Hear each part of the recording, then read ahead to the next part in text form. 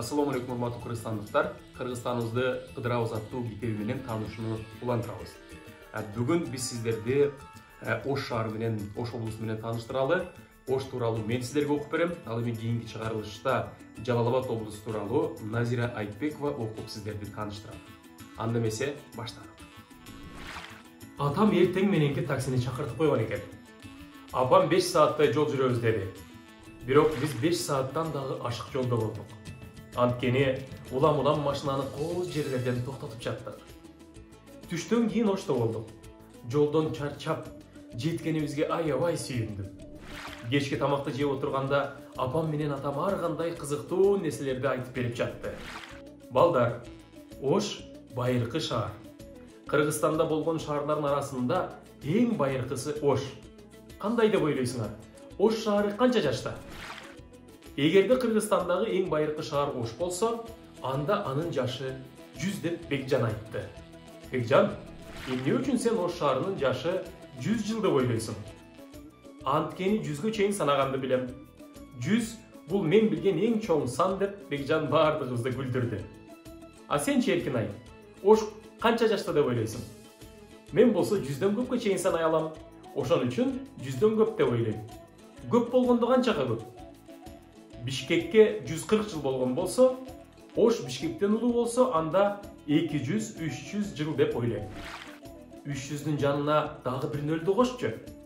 3000. Ошко 3000 жыл. Ай, ушундай да болобу?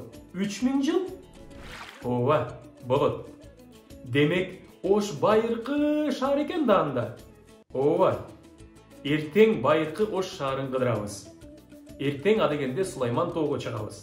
Анын эртеси өзгөн тарыхый архитектуралык комплексин көрүп келебиз. Апаке, тарыхый архитектуралык комплекс деген эмне? Ооба. Айткандай силердин кулагыңарга бул сөз бейтааныш болуп жатса керек. Чынында эле бул бир аз татаал. Бирок түшүндүрүп көрөйүн. Башынан баштайлы. Тарых дегенди кандайча түшүнөсүңөр? Тарых бул өткөн заманда кандай окуялар болгондугун баяндаган илим. Азаматсың Эркинай. Ал эми архитектура дегенди кандай түшүнөсүң? Бул биздин үйлөр жана шаарлар деп Бекжан кыйкырып жиберди. Туура. Анан акыркы сөз комплекс. Муну кандай түшүнөсүңөр? Билбейбиз. Комплекстүү деп биз өзүнө бир канча нерселерди же кубулуштарды камтыганды айтабыз. Мисал үчүн, комплекстүү чабак уруу деген болот. Анда спортчулар катары менен чабак уруунун 4 түрүн колдонушат. Ал эми тарыхый архитектуралык комплекси бир канча архитектура эстеликтеринен турат болуш керек деп ойлойм. Эми түшүндүк. Өзгөндө биз көп байыркы эстеликтерди көрө алат экенбиз да анда. Ооба. Бирок биринчи Сулайман тоого чыгабыз. Эртең мененки чайыбызды ичип алып, Сулайман тоого жөнөдүк. Тоого чыкчу атайын жол бар экен. Кээ бир жерлеринде тепкичтери дагы бар экен. Ошол жолду ээрчип, бара берип музейге такалдык. Аябай таң калдык. Музей тоонун ичинде экен. Ичинде ар кандай археологиялык жана тарыхый эстеликтер бар экен. Музейден чыгып алып, тоонун чокусуна жетели деп, дагы жогору бастык. Жолдон үңкүрлөргө кирдик. Акыры тоонун чокусуна жеттик.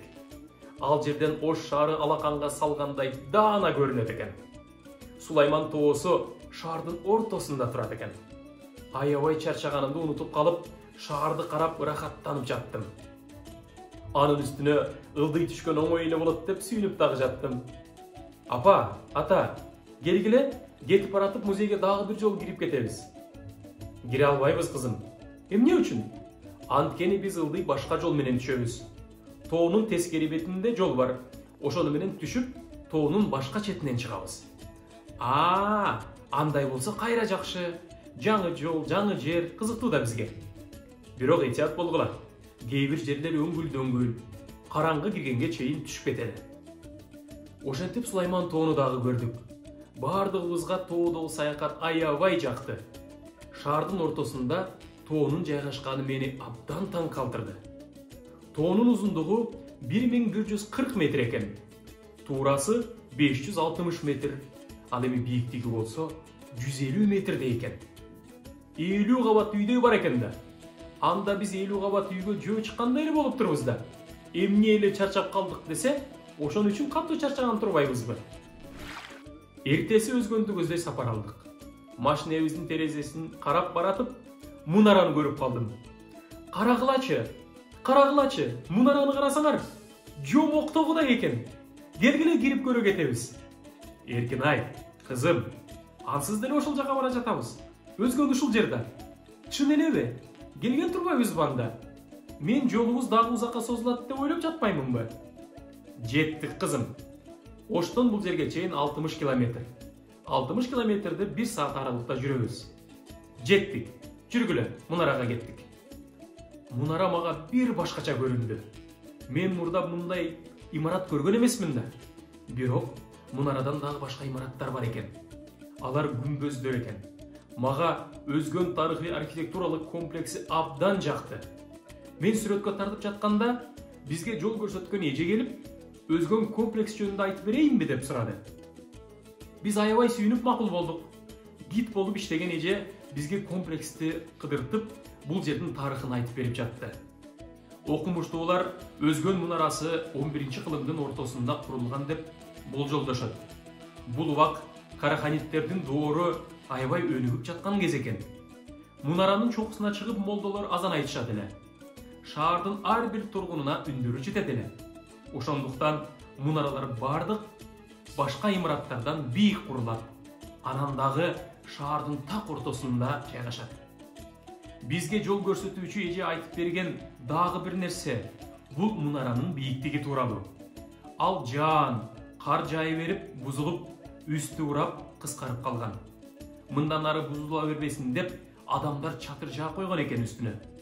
Көрсө, окумуштуулар илгерки имараттарды, жаңы материалдарды колдонуп, реставрация кылып турушат экен. Реставрация дегенде дагы билип алдым.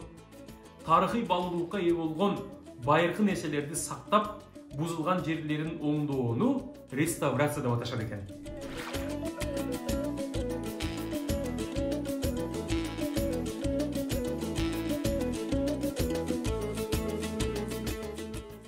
Ошту мен абдан жакшы көрүп калдым. Мен жомок дүйнөсүнүн ичине сүңгүп кирип кеткендей болдум. Сулайман Тоо, өзгөн архитектурасы, Ош шаарынын өзү, өзгөчө бир ылдый, бир өйдө жайгашкан көчөлөрү мага жакты. Ошко көчүп кетип жашайт болчумун деп ата-энеме айттым. Эми сагынам го. Ал эми азыр сиздерге конкурс тууралуу айта кетели. Конкурстун жол жоболору эң жөнөкөй. Эгерде сиз Ош облусу тууралуу дагы кызыктуу жерлерди, биз билбеген жерлерди билген болсоңуз, анда сөзсүз түрдө Instagram, Facebook'a сүрөт киргизип, сүрөттүн астына Кыргызстаныбызды кыдырабыз Ош хэштегин белгилеп, андан кийин маалыматыңызды калтырсаңыз болот. Алардын арасынан эң мыктыларды тандап, 10 кишиге менин кол жазмам менен китеп белекке беребиз. Көрүшкөнчө.